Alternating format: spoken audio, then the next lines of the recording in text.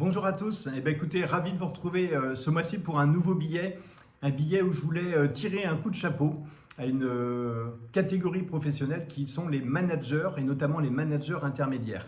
Je trouve que c'est une population qui est souvent dans l'ombre et qui, depuis le Covid, est quand même un peu malmenée par un certain nombre d'éléments. Alors d'abord, historiquement, ils sont ni totalement dans la direction générale, ni totalement dans une équipe, donc il peut y avoir un peu le sentiment d'isolement.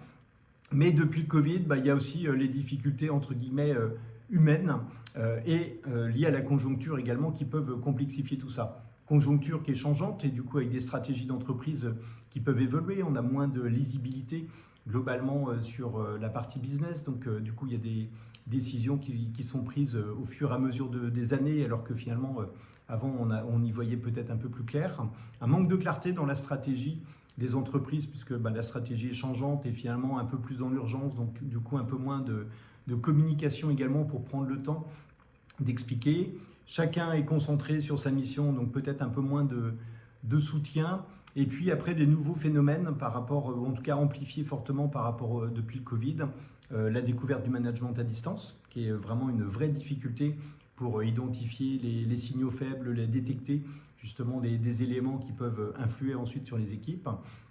Le turnover qui peut être croissant depuis notamment le Covid, avec en plus un phénomène un peu la bobologie peu nouvelle qui revient, où chacun est un peu auto-centré sur lui et assez facilement, peut être assez facilement en arrêt.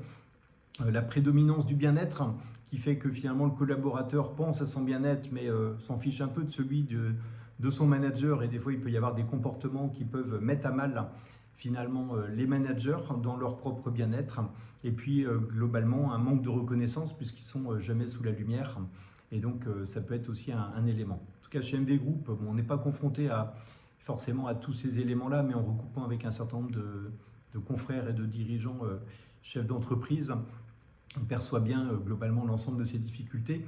Nous, on investit beaucoup de nos budgets de formation sur les managers, justement, sur les méthodes de management, sur la capacité à gérer le stress, sur la capacité à anticiper justement les décisions. Beaucoup d'accompagnement de la part de notre équipe du capital humain et beaucoup d'écoute, justement, pour aussi s'exprimer et qu'on leur donne un peu les tips et les aider globalement dans leur mission, puisque finalement nos organisations ne fonctionneraient pas si on n'avait pas des bonnes équipes de management intermédiaire, puisque c'est bien le relais au quotidien et à proximité des collaborateurs qui nous permet derrière de déployer de la stratégie le mieux possible et de la manière le plus efficace possible. Voilà, je vous laisse découvrir mon billet qui est en commentaire. N'hésitez pas à liker, à commenter, à me faire vos retours d'expérience si vous êtes vous-même manager intermédiaire.